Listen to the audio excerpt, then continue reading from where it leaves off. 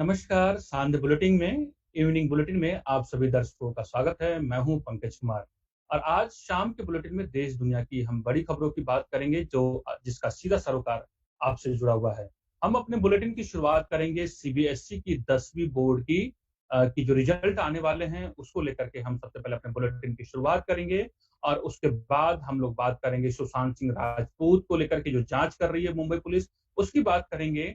इसके बाद हम आपको ले चलेंगे कोरोना को लेकर के पूरे देश भर के हाल क्या बने हुए हैं, किस तरीके से कोरोना अपने पैर पसार रहा है और किस गति से बढ़ते जा रहा है, किस राज्य की हालत सुधरती जा रही है, बिहार में कैसे कोरोना का नया सेंटर बनता जा रहा है और डब्ल्यूएचओ विश्व स्वास्थ्य संगठन ने एक नई जानकारी दी है जो आपके लिए जानना बेहद जरूरी है। तो आप जरूर सुनना मत भूलिएगा जो डब्ल्यूएचओ ने क्या जानकारी दी है। और इसके बाद हम बात करेंगे जो राजस्थान का जो संकट है कांग्रेस के बीच में, कहीं कांग्रेस की नाव कहीं डूब तो नहीं रही है उस रेगिस्तान में। और बात करेंगे फिर केपी ओली जो प्रधानमंत्री हैं जो नेपाल के, उन्होंने भगवान राम और अयोध्या को लेकर के क्या विवादास्पद बयान दिया है। तो सबसे पहले शुरुआत करते हैं अपने बुलेटिन की।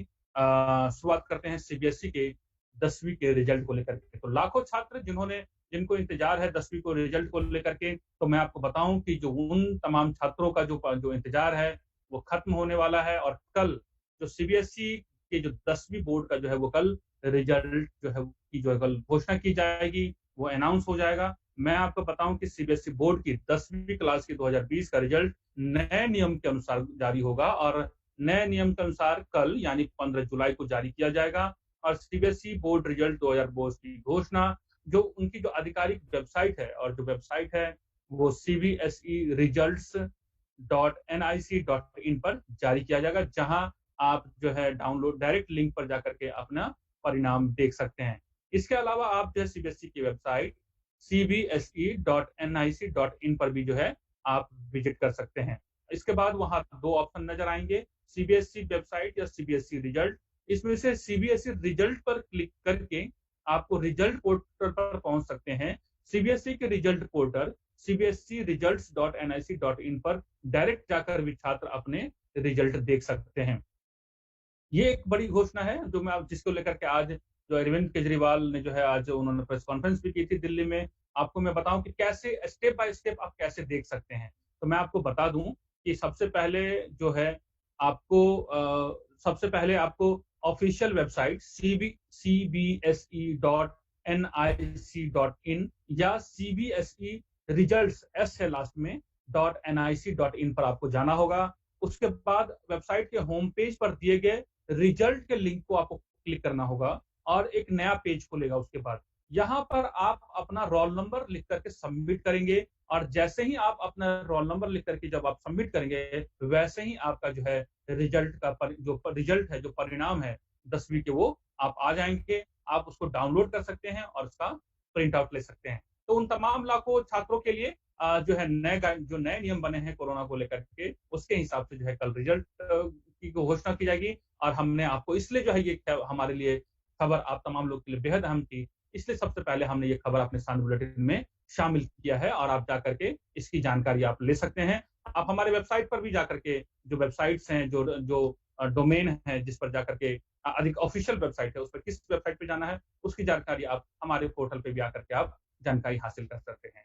आपको बताया है कि कुछ दिन पहले ही नतीजों की घोषणा किए जाने के बाद बोर्ड छात्रों को डिजिटल मार्कशीट डिजी लॉकर के जरिए उपलब्ध कराएगा। डिजिटल मार्कशीट सरकार के उमंग ऐप के जरिए भी उपलब्ध कराई जाएगी। मतलब कि जो आप प्रिंट आउट लेंगे उनका जो आपका रिजल्ट है वो भी आपको उपलब्ध कराया जाएगा, लेकिन वो डिजिटल मार्कशीट आपको जो डिजी लॉकर बना रखा होगा उसके जरिए उपलब्ध कराया जाएगा। साथ ही डिजिटल मार्कशीट जो सरकार की जो उमंग ऐप है उस पर भी आपको उपलब्ध कराई जाएगी। उमंग ऐप पर सीबीएसई रिजल्ट 2020 की मार्कशीट डाउनलोड करने के यूजर इंटरफेस यूआई को अपडेट कर दिया गया है। यूजर उमंग ऐप में सीबीएसई 12वीं रिजल्ट 2020 के लिए एग्जाम और एग्जाम ईयर सिलेक्शन को एक्टिव कर दिया गया है।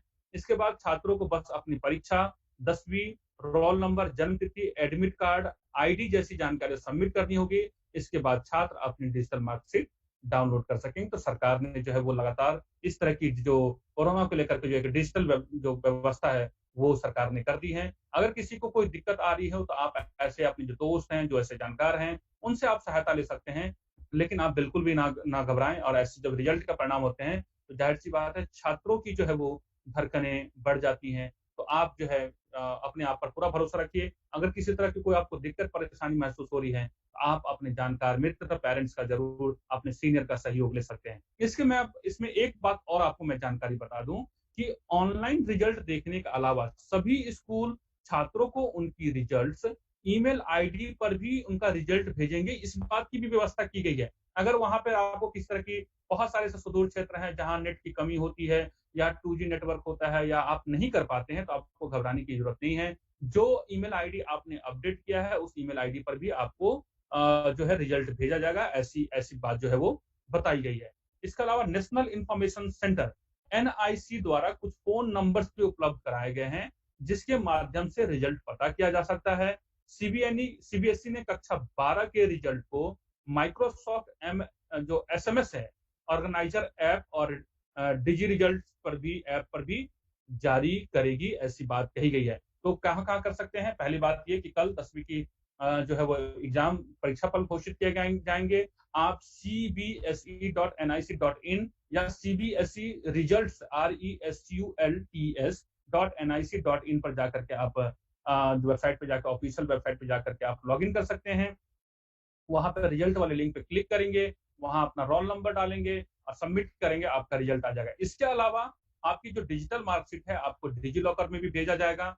सरकार की जो उमंग ऐप है उस उमंग ऐप को भी आप डाउनलोड कर सकते हैं, वहां भी जो है आप रिजल्ट देख सकते हैं। इसके अलावा आपको मैं बताऊं कि जो आपकी ईमेल आईडी है उस ईमेल आईडी पर भी भेजने की व्यवस्था की गई है सरकार के द्वारा। इसके अलावा एनआईसी द्वारा जो है कुछ आपको टेलीफोन नंबर दिए गए हैं, आप सीधा वहां कॉल करके आप अपने रिजल्ट की जानकारी प्राप्त कर सकते हैं। इसके अलावा सीबीएसई ने 12वीं के रिजल्ट को, मैं बताऊं थोड़ी सी 12वीं की बता दूं कि माइक्रोसॉफ्ट एसएमएस ऑर्गेनाइजर ऐप और डिजी रिजल्ट्स के ऐप पर भी जारी किया है। इस तरह की जानकारी दी गई है। अब आप बात कर लेते हैं सीबीएसई से, बात आगे बढ़ते हैं और अब आपको मैं बताऊं कि थोड़ी सी बात जो है वो सुशांत सिंह राजपूत की कर लेते हैं। सुशांत सिंह राजपूत की जो है आपको मैं बताऊं कि मुंबई पुलिस जो जांच पड़ताल कर रही है वो पूरे अब 1 महीने होने को है। और आपको मैं बताऊं कि 14 जून से पहले जो मैं आपको बताऊं 3 जो है आपको थोड़ी सी मैं जानूं, पूरे एक आत्महत्या के 1 महीने हो गए हैं, लेकिन पुलिस जो है अभी तक किसी रिजल्ट्स पे नहीं पहुंच पाई है। और इधर मैं बताऊं कि पूरे जो सुशांत सिंह राजपूत के मसले में कई सारे लोगों से जो बातचीत हुई है, उस बीच में अब ये आपको जो खबर आ रही है उसमें ये कि जो सुशांत सिंह राजपूत का जो कुक था, कुक मतलब जो खाना बनाता था, उससे जो है मुंबई पुलिस ने दोबारा पूछताछ की है। और ये पूछताछ करीब 6 घंटे तक चली, 6 घंटे लंबे पूछताछ हुई है। और जो सुशांत सिंह राजपूत की जो रसोईया है, जो खाना बनाता था, उससे जो है मुंबई पुलिस ने दोबारा पूछताछ की है। उस पूछताछ में क्यों दोबारा की गई, क्या उससे पुलिस को हासिल हुआ है, इस बात की जानकारी अभी नहीं मिल पाई है। लेकिन एक छोटी जो बात निकल के आ रही है उसमें ये कि 11 जून से लेकर के 14 जून के बीच में हर वो छोटी जानकारी, बातचीत और खाने पीने से लेकर के सभी चीजों की जानकारी जो है वो मुंबई पुलिस ने उससे जाननी चाहिए। इस बीच में मैं आपको बता दूं कि हो सकता है कि जो सुशांत सिंह राजपूत की जो बहन है मीतू, उससे भी दोबारा मुंबई पुलिस पूछताछ कर सकती है। इस बात की जो है वो खबर आ रही है। उम्मीद हम करते हैं कि जो उनके लाखों करोड़ों प्रशंसक है सुशांत सिंह राजपूत के, वो किसी एक चाहते हैं कि आखिर इसके पीछे क्या मकसद था, सुशांत सिंह राजपूत ने क्यों सुसाइड किया, इस बात की जानकारी जो है वो पब्लिक तक आए और वो बहुत जानने के लिए उसके उत्सुक है। लगातार सीबीआई जांच की मांग की जा रही है। हालांकि अभी तक जो है मुंबई पुलिस ही जांच कर रही है और उम्मीद की जानी चाहिए कि मुंबई पुलिस किसी एक ठोस निष्कर्ष तक पहुंचेगी। जो तमाम जो उनके प्रशंसक है उनको लेकर के उन्हें जो है वो सही जो है प्रमाणिक जांच जो है सभी दुनिया के सामने आए, ये बात हम भी चाहते हैं। अब बात करते हैं, आपको कोरोना की बात कर लेते हैं और मैं बताऊं कि कोरोना की जो स्थिति है पूरे देश भर में वो बहुत ही विस्फोटक है। पिछले 3 से 4 दिन में ही आपको पूरे देश भर में कोरोना का जो आंकड़ा है वो 1 लाख को पार कर गया है। पिछले 3 से 4 दिनों में, पिछले सिर्फ 4 दिनों में कोरोना का मामला जो है वो 1 लाख को से ज्यादा हो गया है। अभी पूरे देश में जो है आपको मैं बताऊं कि कोरोना के जो टोटल मामले हैं वो 9,06,752 हो गया है। और मैं आपको बताऊं कि पिछले 24 घंटे में जो कोरोना के जो मामले दर्ज किए गए हैं वो 28,498 दर्ज किए गए हैं। और मौतों का जो आंकड़ा है पिछले 24 घंटे में वो 553 है। सबसे नंबर 1 पोजीशन पे लगातार महाराष्ट्र बना हुआ है, जहां पे 2,60,000 जो है मैं आपको बताऊं कि कोरोना के जो मामले हैं, उसके बाद तमिलनाडु है, दिल्ली में लगातार सुधार हो रहा है। यहाँ पे जो संक्रमण से जो मरीज हैं, उसकी संख्या घटती जा रही है, वो 1246 है, 1246 है। एक वक़्त ऐसा था कि कोरोना के मामले पूरे जो दिल्ली में वो करीब 2400-2500 माने 2000 से ऊपर करीब ऐसा एक समय आ गया था, वो 3000 के करीब पहुँच गए थे। लेकिन दिल्ली ने बहुत अच्छा काम किया है और पिछले 24 घंटे में दिल्ली में जो मरने वालों की संख्या है वो 40 है। लेकिन जो सबसे स्थिति जो चिंता की बनी हुई है, जहाँ पे बहुत अच्छे हालात हैं, जिसमें बिहार है, आपको मैं बताऊँ कि बिहार में जो अभी जो आंकड़े आ रहे हैं, वो बहुत ही गंभीर है। अभी जो बिहार हेल्थ डिपार्टमेंट की जो का जो ट्विटर हैंडल है, उसपे जो अपडेट किया गया है, मैं बताऊँ कि जो पिछले 24 घंटे में बिहार में 1432 जो है कोरोना के मामले आए हैं। ये बात बिहार हेल्थ डिपार्टमेंट के ट्विटर हैंडल पे ये ऑफिशियल जानकारी दी गई है और कोरोना के कुल मामले जो है, वहाँ बढ़ कर के जो है 18,853 हो गए हैं, जिसमें 12,364 लोग रिकवर हो चुके हैं। लेकिन जो संक्रमण होने का जो स्पीड है, वो देखें जो जो गति है, वो बहुत ही जो है वो चिंता की बात है और वो लगातार उसमें जो है और मुझे लगता है कि सरकार, प्रशासन से लेकर के जो वहाँ के जो आम लोग हैं, उन्हें ज़्यादा काम करने की ज़रूरत है। आपको मैं बता दूँ बिहार में कोरोना जो बिहार बीजेपी का जो ऑफिस है, वहाँ कोरोना का टेस्ट हुआ है, वहाँ 90 में से 24 लोग जो है संक्रमित पाए गए हैं। एक जानकारी और मैं बता दूँ पीएमसीएच के जो डॉक्टर हैं, वो भी कोरोना से संक्रमित हो गए हैं, जिनकी जो है वो मौत हो गई है। इस तरह की खबर जो है पूरे बिहार में 38 जिले हैं और ये हर 38 जिले से जो है वो इस तरह की कमोबेश जो है वो जानकारी आ रही है और ऐसी जानकारी मिल रही है कि बिहार सरकार दोबारा से पूरे बिहार में संपूर्ण बिहार में जो है वो लॉकडाउन लागू कर सकती है और हो सकता है कि आज देर रात तक में या फिर आने वाले समय में बिहार सरकार की इसको लेकर के कोई फैसला ले ले कि किस तरीके से पूरे संक्रमण का जो चेन है उसको तोड़ा जा सकते हैं। एक जानकारी मैं बताऊं कि जो डब्ल्यूएचओ है, डब्ल्यूएचओ ने एक चेतावनी दी है और मैं आपको तमाम इस तरह के जो रिसर्च है हम अपने दर्शकों को बताते रहते हैं। डब्ल्यूएचओ ने जो जानकारी दी है मैं बताऊं, उन्होंने ये कहा है कि अब पहले वाली स्थिति नहीं रहेगी, अब आपको न्यू नॉर्मल में ही जीना होगा। मतलब कि ये जो नई परिस्थिति बनी है, अब जो नया जो इन्वायरमेंट है, जो पर्यावरण है, जो वातावरण है, इसमें अब आपको जीना सीखना होगा। पहले वाली स्थिति जैसी थी कि आप बिल्कुल हाथ नहीं धोते थे या मास्क नहीं पहनते थे या भीड़-भाड़ वाले इलाके में किसी तरीके से जाते थे। कहीं भी आप जो है जिस तरीके से बिंदास तरीके से जीते थे, अब आपको वैसा ज़िंदगी नहीं रहेगा। ज़िंदगी का जो है वो अब बदल गई है। अब आपको नए तरीके से जो न्यू नॉर्मल लाइफ़ है, उसमें आपको एडजस्ट करना पड़ेगा और एहतियात के साथ अब आपको जीना सीख लेना चाहिए। ये बात जो है डब्ल्यूएचओ ने अपने नई रिसर्च में ये बात कही है और इन्होंने पूरे हर देश को ये जानकारी दी है। उन्होंने एक तारीफ की है कि कुछ देशों ने बहुत अच्छा काम किया है और कुछ देश ने जो है वो अच्छा काम नहीं कर रही हैं, जिन्हें जो है वो गंभीर परिणाम झेलने पड़ सकते हैं। ये चेतावनी जो है डब्ल्यूएचओ ने दी है, विश्व स्वास्थ्य संगठन ने दी है। अब बात कर लेते हैं राजस्थान की, तो मैं बताऊँ कि राजस्थान की मैं बात करूँ तो आपको मालूम है कि राजस्थान में जो है गहलोत सरकार संकट में है और वहाँ पर जो है आज जो कांग्रेस की जो विधायक दलों की बैठक हुई थी, जिसमें जो जो आपको मैं बताऊँ कि सचिन पायलट का जो खेमा है उसमें शामिल नहीं हुआ है और जो अशोक गहलोत हैं, वो एक समर्थन की जो उनके पास पूर्ण बहुमत है, उनके समर्थन की चिट्ठी लेकर के वो राज्यपाल के पास गए हैं। राज्यपाल जो है वो लालजी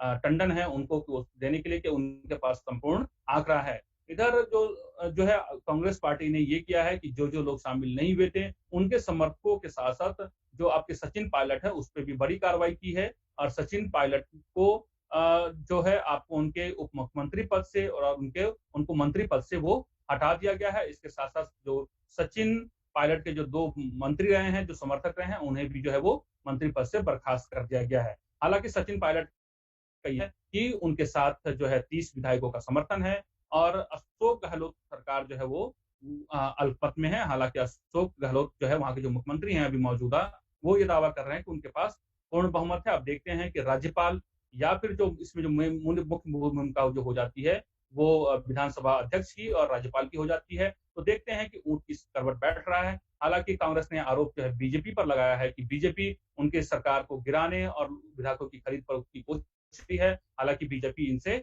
इनकार कर रही है। अब बात करते हैं कि जब जो डिप्टी सीएम और कांग्रेस अध्यक्ष पद से सचिन पायलट को जब हटा दिया गया है, तो उन्होंने एक ट्वीट किया है उन्होंने ट्विटर हैंडल से लिखा है कि सत्य परेशान हो सकता है, पराजित नहीं हो सकता है। ये जो है उन्होंने एक जवाब जो है कांग्रेस और कांग्रेस के तमाम आला कमान को उन्होंने दिया है। अब बात कर लेते हैं जो हमारे आज की इस बुलेटिन की अंतिम खबर है, और वो खबर जो है वो नेपाल से है। और मैं बताऊं कि वहां के जो प्रधानमंत्री हैं केपी ओली, वो लगातार जो है भारत विरोधी बयान और भारत विरोधी गतिविधियों में शामिल रहे हैं। और ये बात किसी से छिपी नहीं है कि केपी ओली वहां के जो प्रधानमंत्री हैं, वो जो है चीन के दबाव में या चीन के जो है वो कहने पर जो है लगातार भारत विरोधी जो है वो इस तरह से बयान और काम कर रहे हैं। इस बार जो उन्होंने बयान दिया है, उनका जो है वो ना कोई राजनीतिक संबंध है, न ही कोई किसी तरह का राजनयिक संबंध है, न विदेश मामले में जानकार है। उन्होंने एक तरीके से धर्म और आस्था पर चोट किया है।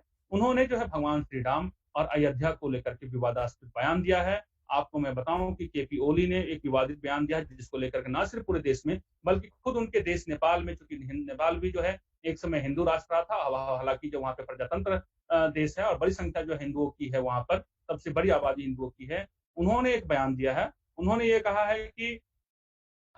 है कि भारत ने सांस्कृतिक अतिक्रमण के लिए नकली अयोध्या का निर्माण किया और असली अयोध्या नेपाल में है। ये बात केपी ओली ने कही है। ओली ने कहा कि भगवान राम भारतीय नहीं थे। ओली ने यह भी कहा कि असली अयोध्या भारत में नहीं, नेपाल के वीरगंज में है। भगवान राम की पर विवादित बयान देकर ओली अपने ही घिर गए हैं और नेपाल के ही लोग उनसे जो है वो तीखे हमले कर रहे हैं। इसमें मैं बताऊं कि नेपाल के ही जो मंत्री हैं और पूर्व प्रधानमंत्री हैं, उन्होंने कहा है कि अगर जो अयोध्या अगर मान लीजिए कि ठीक है नेपाल में है, तो सरयू नदी नेपाल में कहाँ है, ये बताएं। इसके अलावा जो है वहाँ के जो पूर्व प्रधानमंत्री ने ये बात कही है कि अब जो है कलयुग आ गया है और कलयुग में हम ओली की जो है रामायण कथा को सुनते हैं और जो अभी तक जो हम पढ़ते आ रहे हैं, सुनते आ रहे हैं, उसको हम भूल जाते हैं। तो एक तरीके से लगातार जो है वो जो है अपने ही घर में इस बयान देने के बाद जो है ओली गिरते जा रहे हैं और भारत से लेकर के तमाम जो देश भर में जो विश्व भर में जो भगवान राम और अयोध्या के जो है जो प्रशंसक रहे हैं, उनके चाहने वाले रहे भगवान राम के, वो उनके लगातार ओली उनके निशाने पे है। तो आज के शांत बुलेटिन में बस इतना ही।